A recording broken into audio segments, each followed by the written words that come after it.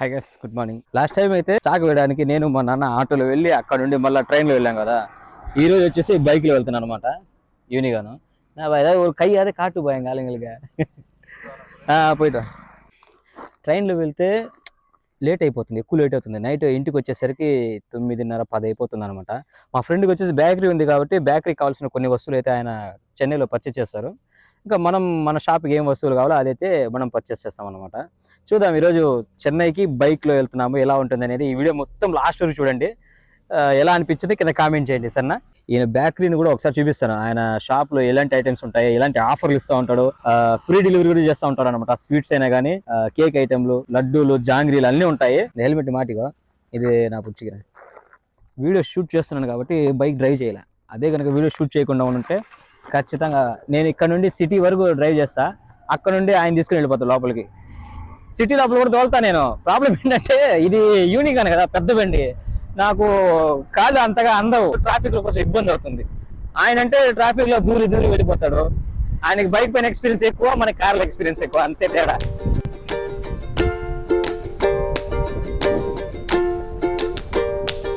ఇప్పుడైతే మనం తమిళనాడు బార్డర్ లోపలికి అయితే ఎంటర్ అయిపోయాను అనమాట. మా ఊరు నుండి తమిళనాడు బార్డర్ జస్ట్ ఒక 12-13 కిలోమీటర్లు ఉంటుంది అంతే. అందుకే మా ఊరు సైడ్ చాలా మంది తమిళ ఎక్కువ మాట్లాడతారు. ఒక చిన్న పెట్రోల్ బ్రేక్ అనమాట. మినిమం ఒక 30 కిలోమీటర్స్ ట్రావెల్ చేస్తుంటాము. ఇక్కడ ప్రైస్ ఎంత ఉందంటే 101 రూపాయలు అండి ఒక లీటర్ పెట్రోల్ తమిళనాడులో. మా ఊర్లో ఎంత తెలిసిన 110 రూపాయలు. 500 వేసిన పెట్రోల్.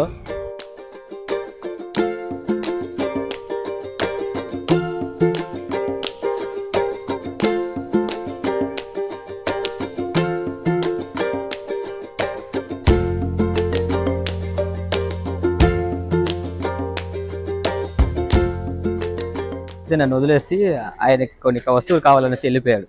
ఎందుకంటే ఇద్దరు ఒకే ప్లేస్ ఉంటే టైం వేస్ట్ అవుతుంది కదా, అందులో నన్ను వదిలేశాడు అనమాట. నేనైతే ఒక్కొక్క షాప్ ఎత్తుక్కుంటూ వెళ్తున్నా, ఎక్కడ మనకి రేట్ సెట్ అవుతుందో అక్కడికి వెళ్ళి సరుకేసేస్తాను అంతే. ఇదంతా మన సరుకు అంతా లోపలికి వెళ్ళి సెలెక్ట్ చేస్తాను. ఇప్పుడు ఈ స్టాక్ మొత్తాన్ని నేను తీసుకుని వచ్చే బోరాల్లో పెట్టి మంచిగా కుట్టేస్తారు. ఆల్రెడీ ఒక బోరా అయితే కుట్టి పెట్టేశారు వైట్ది, అది కూడా మందే. మన షాప్ ఎంఎంఎస్ నాగలాపురం. నేను గుడౌన్ చూపిద్దాం అనుకున్నా లోపల షాప్ ఎలా ఉంది అనేసి, వాళ్ళు అలో చేయలేదన్నమాట, వద్దన్నారు. ఈ ఒక్క ఏరియాలోనే కొన్ని 100 షాపులు ఉన్నాయి చెప్పాలంటే. వేసుకో, బుద్దుకోండి, ఒకరినొకరు బుద్దుకోండి. 1 వేలో రిక్షాలు, చిన్న ఏనుగులు. ఒకసారి చూడండి ఎలా ఉందో ఈ ఏరియా మొత్తము.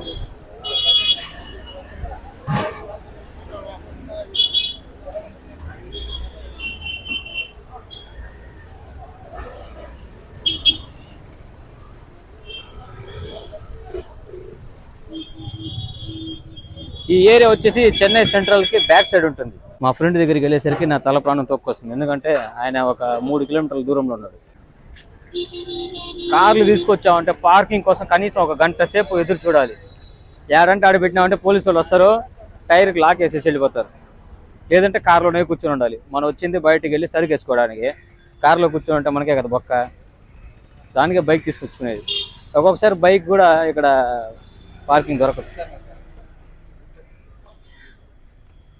పార్కింగ్ కోసం పాపం ఎంతమంది వెయిట్ చేస్తున్నారు చూడండి. వీళ్ళందరూ పార్కింగ్ కోసం వెయిట్ చేసేవాళ్ళు.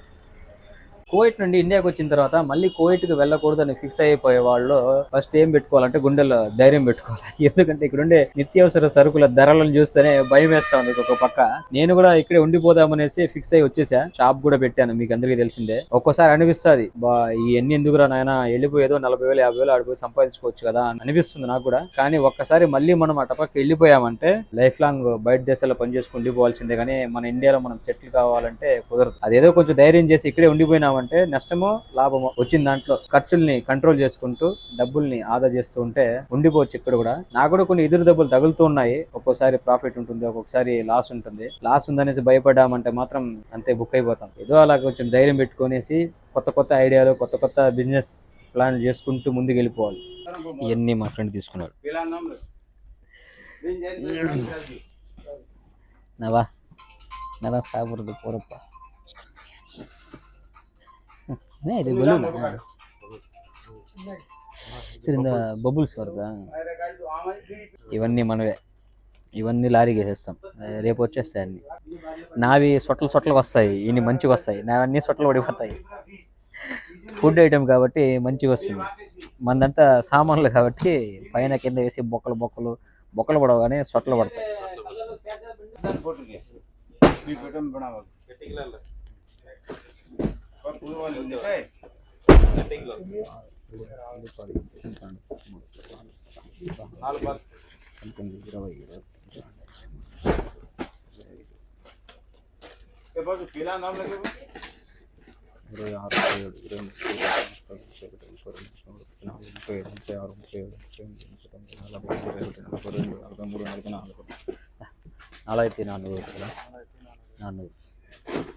నాలుగైతే 400 అంటే 4400.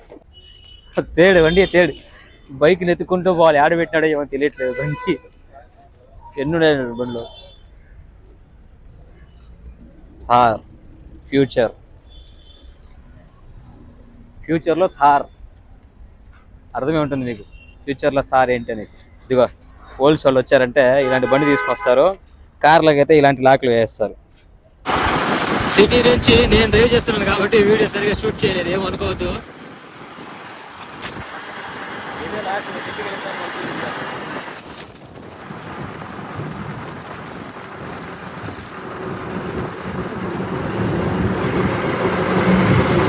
టాటా சொல்றேன் நான் கிளம்புறோம். అయిపోయింది.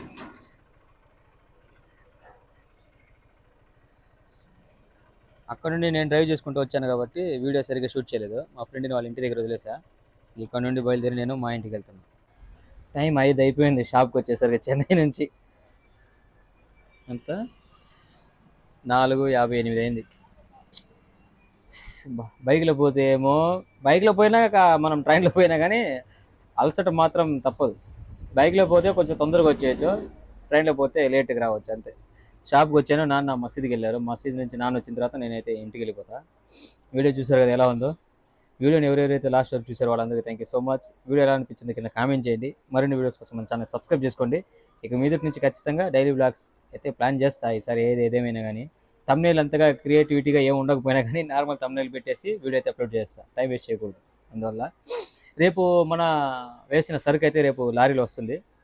ఆ వ్లాగ్ అయితే నేను మళ్ళీ అప్లోడ్ చేస్తాను. అంతవరకు టేక్ కేర్, బాయ్.